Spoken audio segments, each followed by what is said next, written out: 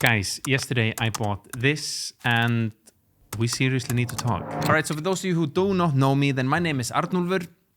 I'll let that name sink in a little bit. That was just not a random sound that I just made. That was my name. I'm from Iceland and I'm a photographer and a video creator and also a full-time YouTuber. I also kind of carved myself a little path with the Sony APSC system. That camera and that camera system I know inside out. Those of you who know me, my family here, it's so nice to see you guys again.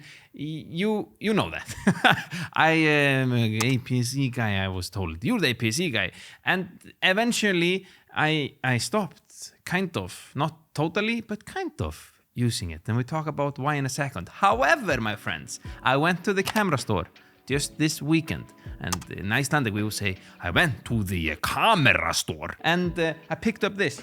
The Sony A6700. Now, does this mean now that I am going to switch totally to this camera? Because this camera is fantastic. I mean, the first time I heard about it, it was like on Alpha Rumors. And as soon as I saw that the new Sony camera was coming and the specs they were claiming it would have, I immediately, emailed my Sony contacts. Like at this point in time, I have way too many Sony cameras, way too much Sony gears, and I work closely with Sony on certain projects, and I immediately asked, is this true? Is this true? And I, of course, had to write and assign one of these NDAs, and it was true. I got it, and it was fantastic. I had it for I think I had for 2 months. I mean, it was good. We'll dive into a second, why I think that.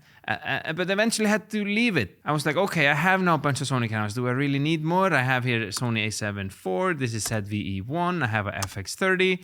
I have the old Sony A6700, A6400, A6300. And, it's getting a little bit out of hand. Do I really need a new camera? And quite frankly, my wallet was like, no, you don't need. But I went and bought it. So I haven't even opened it, so we can open it here together. I should really do a top-down shot, like all of the pro YouTubers do, but we don't do that here in this studio. If you even say that, this studio. Oof. So the thing with the Sony A6700 is that this camera right here has the same sensor as the Sony FX30, which is like a cinema line of camera in the APS-C realm. It's really good camera, and this camera, the Sony A6700, has that sensor. So it's really like a cheaper version of the Sony FX30, but it's also has capabilities like the photo capabilities. It has that too.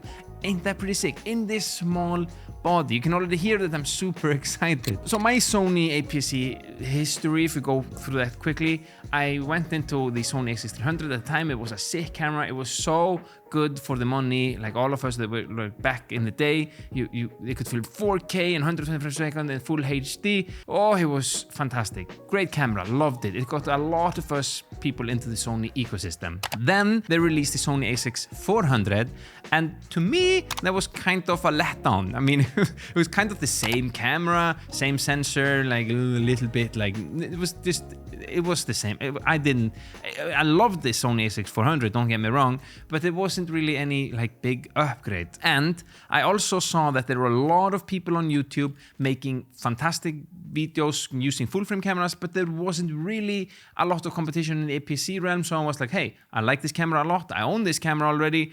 I've been doing content about it. I might as well, try to dominate this space as much as I can. And that is what I did. Now, it came to a point in my career where I had used the Sony A6400 so much. I'd put so many hours on it. I'd hammered on it so much. I mean, the buttons, I still own the camera. The buttons this doesn't move anymore. It's all smashed up, I just hammered on it. And I knew the look inside out, and I wanted to try something new. I wanted to go to the new system. I was even thinking should I just try a new brand just for the fun of it? Because different brands have different feelings to how you're just how you're operating things and stuff like that. Sometimes when you like trying something new, the spark of creativity can come again. And I was like looking for that. So I bought a Sony A74, and like, I didn't realize how much I was associated with. I kind of knew, but kind of not, because I'm just me, you know, and you're just you, and I'm just walking around in my body. This is getting too, we're not smoking in here, you know, but like I didn't realize like how much I was associated with Sony A6400 or like the APS-C, because as soon as I started to post picture of me holding the A74, people were like, Hey, what is a full-frame camera doing in your hands? And here's the thing, I've never in my life totally understood what is this like full frame versus APS-C, this is better, this is not. I mean, I'm not tribal in that way. I don't even get like, it's just so random how I got into Sony. I can tell you that story later, but are we losing like, yeah, we're here. This screen went off. I need this for a little bit of interesting in the frame, you know. But anywho, I also get that people like obviously like cheering on the sports a lot. So I get that is like kind of a thing. We're derailing a bit. But for me, buying the A74, it was like, it's a fantastic camera, and I'm a hybrid shooter.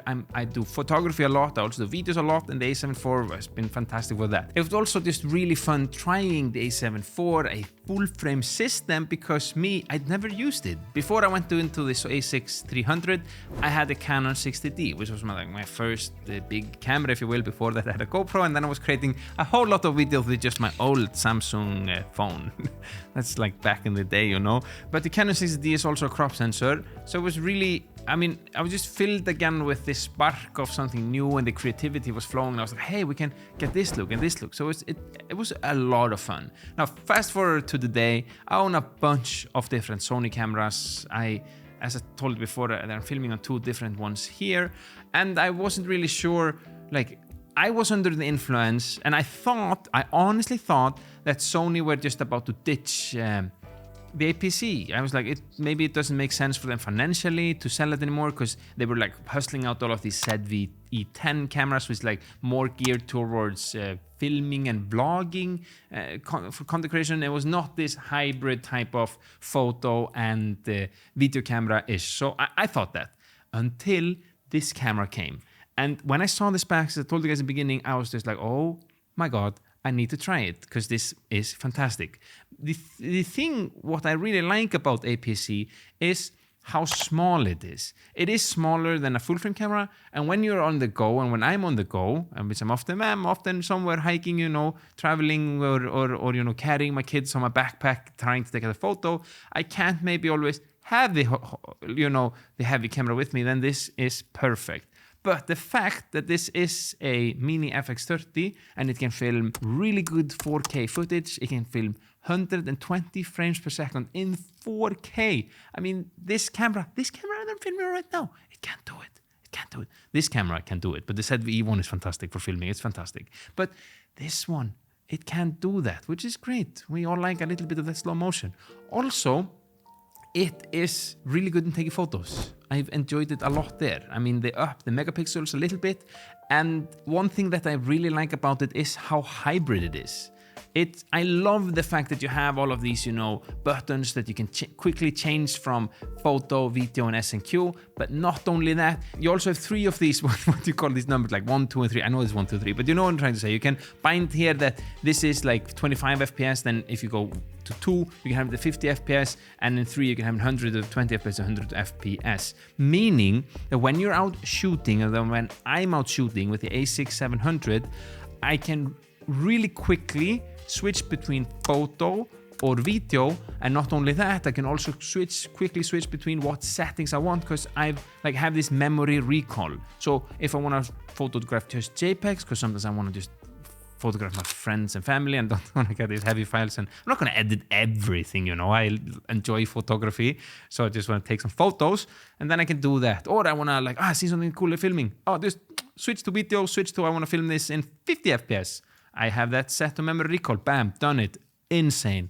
Really, really like it. So that brings us to the question of this video. Is that Icelandic guy, I shouldn't be talking about myself in third person, but is that Icelandic guy? Why am I doing that? Am I going back to, is this going to be my main camera for now? The the true answer to that question is in some scenarios, 100% yes. In some scenarios, not. I have the privilege now to have accumulated a few different cameras, and different camera systems are gonna like serve different purpose. For me, the Sony I obviously went out and bought it, you know. Sony didn't give it to me. They should. You should give me all the camera. I don't know why they don't do that, but because I'm promoting them. I bet that there are a lot of you guys that are watching that have like bought Sony cameras because of watching my video. So Sony, if you're watching, please just give me the cameras, god damn it. Anywho, I bought this camera with my own money, so this is not sponsored or anything like that, and I really like it. And it's gonna be like my camera when I want to have a good camera with me that is small. I don't want to pack big. This is gonna be it. And also, as like a B camera in many situations, it's also gonna be it. So when I'm gonna pack lightly, this is my main camera from that. On top of that, I'm gonna make as much content as I possibly can with this camera. So if you have any content in mind that you wanna see with this camera, then please, by all means, let me know in the comments down below. I'm here alone trying to figure out everything myself. So it's nice that we do this little thing together, you know? Now, I've talked a lot about the 120 frames per second 4K footage this camera is capable of doing. But how good is it actually? Well, take a look at this video next and find out.